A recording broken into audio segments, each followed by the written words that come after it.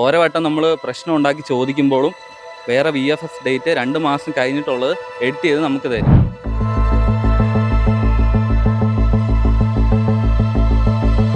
എനിക്കിപ്പോൾ 1 വർഷത്തോളമായി. ഈ 1 വർഷം എന്ന് പറഞ്ഞാൽ ആദ്യം 6 മാസത്തെ കാലാവധിയിലാണ് പറഞ്ഞിരുന്നത്. അങ്ങനെയാണ് എന്നെ പരിചയപ്പെട്ട എനിക്കറിയാവുന്ന എല്ലാവരും തന്നെ പറഞ്ഞത്.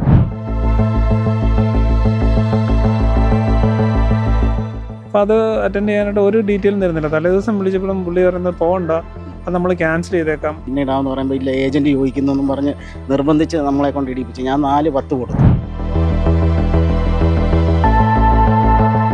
ആ പൈസ വേറെ ആരുടെ കയ്യിൽ നിന്നും മേടിച്ചിട്ടുണ്ട്. താങ്കൾ എങ്ങനെയാണ് ഈ പണം കണ്ടെത്തിയത്? എല്ലാം കടം.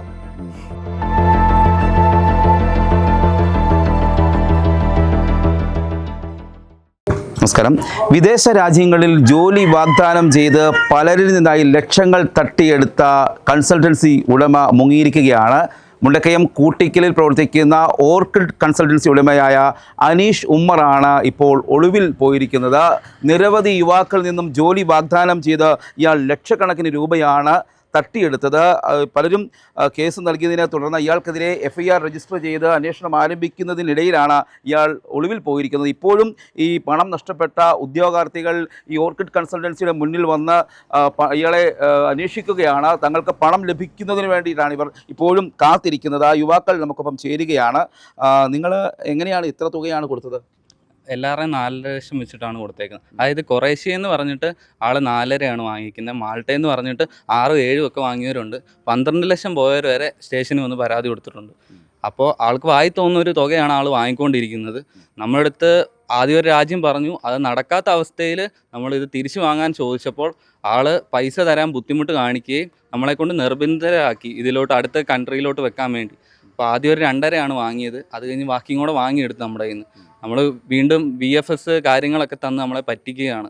ഓരോ വട്ടം നമ്മൾ പ്രശ്നം ഉണ്ടാക്കി ചോദിക്കുമ്പോഴും വേറെ VFS ഡേറ്റ് 2 മാസം കഴിഞ്ഞിട്ടുള്ളത് എഡിറ്റ് ചെയ്ത് നമുക്ക് തരും. അപ്പോൾ നമ്മൾ 2 മാസം വെറുതെ ഇരിക്കുമല്ലോ. അങ്ങനെ ആ ഒരു പാറ്റേണിലാണ് എല്ലാവരെയും പറ്റിച്ചേക്കുന്നത്. ഇത് 1-2 വേറെ പ്രശ്നമല്ല. നമ്മളൊരു വാട്സപ്പ് രൂപീകരിച്ച് അതിൻ്റെ അകത്ത് ഇപ്പോൾ ഒരു 130ഓളം മെമ്പേഴ്സ് ഉണ്ട്. അപ്പോൾ ഇപ്പോഴും അറിയാത്ത ഇന്ന് തന്നെ ഇവിടെ നമ്മൾ ഈ ന്യൂസ് നിങ്ങൾക്ക് ബൈറ്റ് തരാൻ വേണ്ടി ഇവിടെ വന്ന സമയത്ത് തന്നെ ഒന്നും അറിയാതെ 3 പേര് ഇവിടെ വന്നിട്ടുണ്ടായിരുന്നു. അതായത് വിളിച്ച് നോക്കിയിട്ട് ഫോണിൽ കിട്ടാത്ത അവസ്ഥയിലാണ് അവരിവിടെ വന്നത്. ഇപ്പോഴും ആൾക്കാർ ഇത് അറിയാനുണ്ട്. എത്ര പേരെ പറ്റിച്ചെന്ന് ഇപ്പോഴും നിലവിൽ കണക്കില്ല. അപ്പം നമ്മുടേതായ രീതിക്ക് നമ്മളിപ്പോൾ നിങ്ങൾക്ക് ബൈറ്റ് തരുന്നുണ്ട്. നമ്മൾ FIR കൊടുത്തിട്ടുണ്ട്. FIR എല്ലായിടത്തും എടുക്കുന്നില്ല. 5 പേരുണ്ടായാലേ എടുക്കുന്നുള്ളൂ. FIR എടുത്തവരെ നമ്മൾ ഗ്രൂപ്പിൽ ഷെയർ ചെയ്യുന്ന കാര്യങ്ങളൊക്കെ ഉണ്ട്.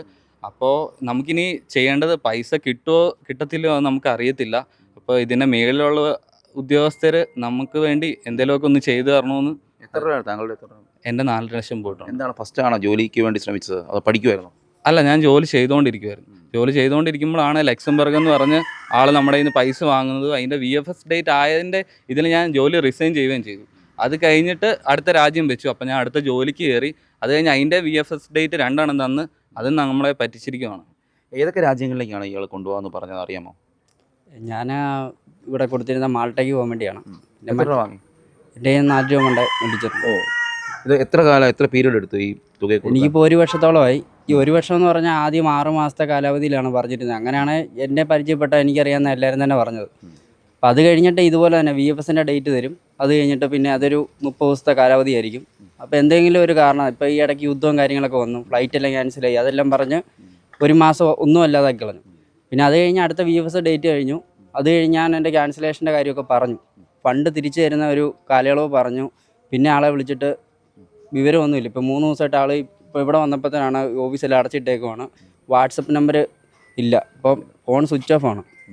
ഇവിടെ വന്നപ്പം ഞാൻ ആ സ്റ്റേഷനിൽ കേസ് കൊടുക്കാണ്ട് പോയപ്പോഴാണ് ഇത്രയും പേരിൻ്റെ പുറകിലുണ്ടെന്ന് അറിയുന്നത്. ഏകദേശം അന്നൊരു ഞാൻ വന്ന ദിവസം 4-ാം തീയതി ഒരു 3, 4, 5 FIR തന്നെ ഫയൽ ചെയ്തിട്ടുണ്ട്. 4 പേരടങ്ങുന്ന ഒരു 5 പേരടങ്ങുന്ന ടീമായിട്ട് 5 FIR അന്ന് തന്നെ ഫയൽ ചെയ്തിട്ടുണ്ട്.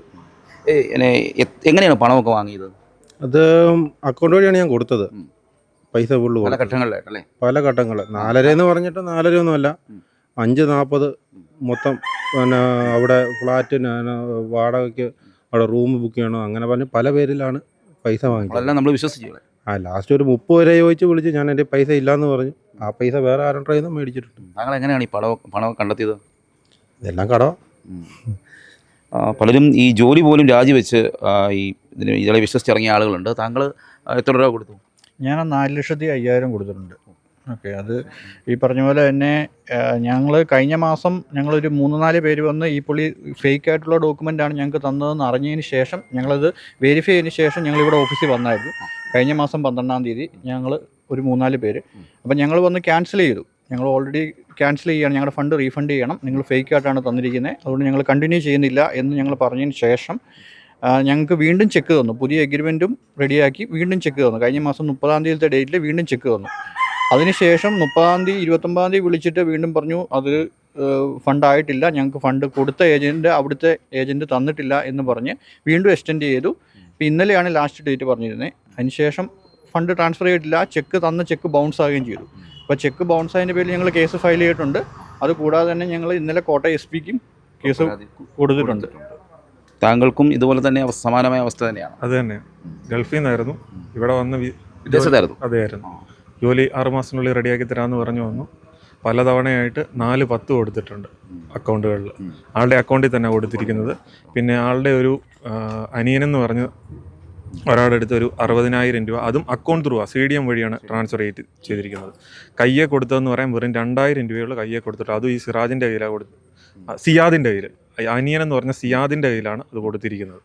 ബാക്കി മൊത്തം അക്കൗണ്ട് ത്രൂ. പാലക്കുന്നൽ പ്രൈവറ്റ് ലിമിറ്റഡ് എന്ന് പറഞ്ഞ അക്കൗണ്ടിലിട്ടാണ് കൊടുത്തിരിക്കുന്നത്. അതിൽ 1 രൂപ പോലും അല്ലാതെ കാശുമായിട്ട് കൊടുത്തിട്ടില്ല, എല്ലാ അക്കൗണ്ടിൽ കൂടെ തന്നെ. ഈ ഓഫീസും സെറ്റപ്പൊക്കെ വലിയ ഇതാണോ? ആദ്യം വന്ന് കണ്ടപ്പോൾ നമ്മൾ പോകുമെന്നുള്ള പ്രതീക്ഷയിലായിരുന്നു. പുള്ളിക്ക് നിർബന്ധിച്ചാണ് നമ്മൾ ഇപ്പോൾ കാശ് ചോദിക്കുമ്പോൾ ഇപ്പം ഇല്ല പിന്നീടാന്ന് പറയുമ്പോൾ ഇല്ല ഏജൻറ്റ് ചോദിക്കുന്നു എന്നും പറഞ്ഞ് നിർബന്ധിച്ച് നമ്മളെ കൊണ്ട് ഇടിപ്പിച്ചു. ഞാൻ 4-10 കൊടുത്തു. ഞങ്ങൾ 3-4 പേര് പറഞ്ഞ പോലെ 12-ാം തീയതി വന്നു. എന്നിട്ട് ഞങ്ങൾ ക്യാൻസൽ ചെയ്യുമെന്ന് പറഞ്ഞു. എന്തിനാണ് ക്യാൻസൽ ചെയ്യുന്നത്, ഇപ്പം അടുത്ത VFS ഡേറ്റ് വരും. ആദ്യം ഒരു VFS ഡേറ്റ് വന്ന് ഞാൻ പിന്നെ എറണാകുളത്ത് പോയി.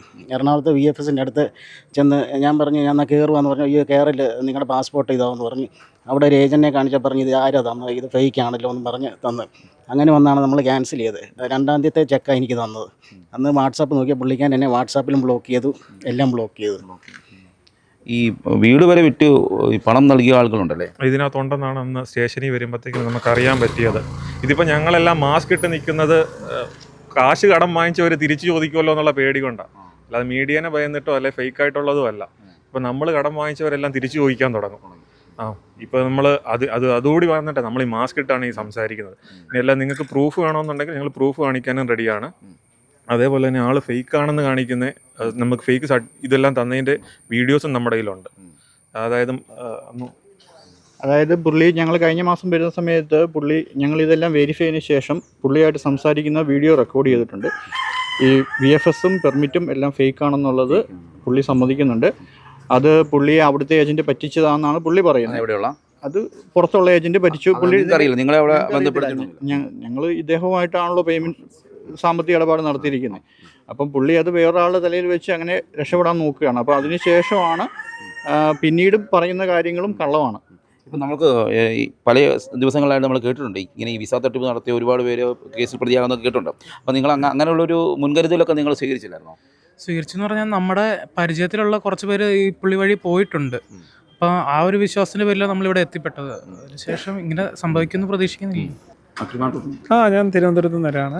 ഇവിടെ പോളണ്ടിൽ പോകാനെന്ന് പറഞ്ഞ പുള്ളിയുടെ വേക്കൻസി ഉണ്ടെന്ന് പറഞ്ഞ് പുള്ളിക്ക് ക്യാഷ് കൊടുത്താണ്. അപ്പം ആദ്യം ഞങ്ങൾക്ക് പെർമിറ്റ് വന്നായിരുന്നു. പെർമിറ്റ് വന്നിട്ട് 1 വർഷത്തോളം ആയി കഴിഞ്ഞിട്ട് ഡീറ്റെയിൽസ് ഒന്നും ഇല്ലാത്തതുകൊണ്ട് വന്നപ്പം പുള്ളി വീണ്ടും ഉടനെ അടുത്ത ഡേറ്റ് ഒരു കുറച്ച് എമൗണ്ട് വേണം. അത് അന്ന് തന്നെ അത്യാവശ്യമാണെന്ന് പറഞ്ഞുകൊണ്ട് പൈസ ഇടിപ്പിച്ച് അങ്ങനെ ടോട്ടൽ 2,57,000 രൂപ മേടിച്ചിട്ടുണ്ട് പുള്ളി. അപ്പം അവസാനം ഞങ്ങൾക്ക് VFSൻ്റെ ഒരു പേപ്പർ വന്നു. കഴിഞ്ഞ മാസമായിരുന്നു അതിൻ്റെ ലാസ്റ്റ് ഡേറ്റ്. അത് ഞാൻ ലക്നൗവിലായിരുന്നു. ഫ്ലൈറ്റ് ടിക്കറ്റ് എടുത്ത് അങ്ങോട്ടും ഇങ്ങോട്ടും ഫ്ലൈറ്റ് ടിക്കറ്റ് എടുത്ത് വെച്ച് പോകുന്നതിൻ്റെ തലേദിവസം ആയപ്പോൾ എനിക്ക് ഡൗട്ട് തോന്നിയിട്ട് പുള്ളി അറിയില്ല, എനിക്ക് ഡീറ്റെയിൽസ് ഇല്ല. അവിടെ പോകുന്നതിനൊരു നമുക്കൊരു ഇത് തരാമെന്ന് പറഞ്ഞു, ക്ലാസ് തരാമെന്ന് പറഞ്ഞു അപ്പോൾ അറ്റൻഡ് ചെയ്യാനായിട്ട് VFS. അപ്പോൾ അത് അറ്റൻഡ് ചെയ്യാനായിട്ട് ഒരു ഡീറ്റെയിലും തരുന്നില്ല. തലേദിവസം വിളിച്ചപ്പോഴും പുള്ളി പറയുന്നത് പോകണ്ട, അത് നമ്മൾ ക്യാൻസൽ ചെയ്തേക്കാം. അപ്പോൾ എനിക്ക് ഡൗട്ട് തോന്നി, പുള്ളി പോകണ്ട, അവിടെ ഇതൊക്കെ വാറൊക്കെ ആയതുകൊണ്ടേ പോകണ്ട, VFS നടക്കില്ല. എല്ലാവരും ഫ്ലൈറ്റ് ടിക്കറ്റ് എടുത്തിട്ടിരിക്കുക. ഫ്ലൈറ്റ് ടിക്കറ്റ് എടുത്ത് VFS എടുത്ത് അവിടെ ലക്നൗവിൽ പോയിട്ട് വരാനായിട്ടെ ഫ്ലൈറ്റ് ടിക്കറ്റ് എടുത്ത് VFS എല്ലാം ചെയ്ത്. പക്ഷേ പോയില്ല, ഫേക്കായിരുന്നു. അപ്പോൾ അത് VFS ഫേക്കായിരുന്നു. ഞാൻ കാണിച്ചപ്പോഴത്തേന് അതിനകത്ത് എമൗണ്ട് അടച്ച സ്ലിപ്പൊന്നുമില്ല. നമ്മുടെ VFSന്റെ ആൾ കാണിച്ചപ്പോഴത്തേന്. ഇപ്പോൾ തിരുവനന്തപുരത്ത് നിന്നാണ് വരുന്നത്. ഇപ്പോൾ ഇത്ര ദൂരം യാത്ര ചെയ്ത് ഈ സ്ഥാപനത്തിൽ വന്നേക്കാം. അതെ അതെ അതെ, ഇവിടെ വന്ന് ഗ്രൂപ്പായിട്ട് വന്നിട്ട് എന്തെങ്കിലും കാര്യം പറഞ്ഞിട്ട് സെറ്റാക്കാമെന്ന് വിചാരിച്ചിട്ട് വന്നു. സാമ്പത്തിക പ്രതിസന്ധിയായി. അതെ അതെ അതെ, പൈസ കൊടുത്ത്. ശരിക്കും ഇത്തരത്തിൽ വലിയ ഒരു തട്ടിപ്പ് തന്നെയാണ്. ലക്ഷക്കണക്കിന് രൂപയാണ് ഇത്തരത്തിൽ ആളുകളിൽ നിന്നും വാങ്ങിയിരിക്കുന്നത്. 100-ലധികം ആളുകളിൽ നിന്നും ഇത്തരത്തിൽ പണം വാങ്ങിയാണ് ഇദ്ദേഹം മുങ്ങിയതെന്നാണ് പറയുന്നത്. പല സ്റ്റേഷനുകളിലായി ഇദ്ദേഹത്തിനെതിരെ കേസ് രജിസ്റ്റർ ചെയ്തിട്ടുണ്ട്. ഇങ്ങനെ വ്യാപകമായി തട്ടിപ്പ് നടത്തിയ ഇയാൾ ഒളിവിൽ പോയതോടെ ഈ ഉദ്യോഗാർത്ഥികളെല്ലാം തന്നെ വലിയ വിഷമത്തിലാണ്. പലരും കടം വാങ്ങിയാണ് ഇത്തരത്തിൽ പണം 4 ലക്ഷത്തോളം രൂപ ഈ ഇദ്ദേഹത്തിന് നിക്ഷേപിച്ചത്. എന്നാൽ കൂട്ടിക്കലിൽ പ്രവർത്തിക്കുന്ന ഓർക്കിഡ് കൺസൾട്ടൻസി ഇപ്പോൾ അടച്ചുപൂട്ടിയിരിക്കുകയാണ്. ഉടമ മുങ്ങിയിരിക്കുകയാണ്. പോലീസ് അന്വേഷണം നടത്തുന്നുണ്ട് എന്നാണ് ഇവരെ അറിയിച്ചിരിക്കുന്നത്. ഏതായാലും ഇയാളെ ഉടൻ കണ്ടെത്തി അറസ്റ്റ് ചെയ്യണമെന്നൊരു ആവശ്യവുമായാണ് പണം നഷ്ടപ്പെട്ട ഉദ്യോഗാർത്ഥികൾ നമ്മളെ സമീപിച്ചത്. ക്യാമറമാൻ ജിതിനൊപ്പം സിയാർ ശ്യാം, മറുനാടൻ മലയാളി, കോട്ടയം.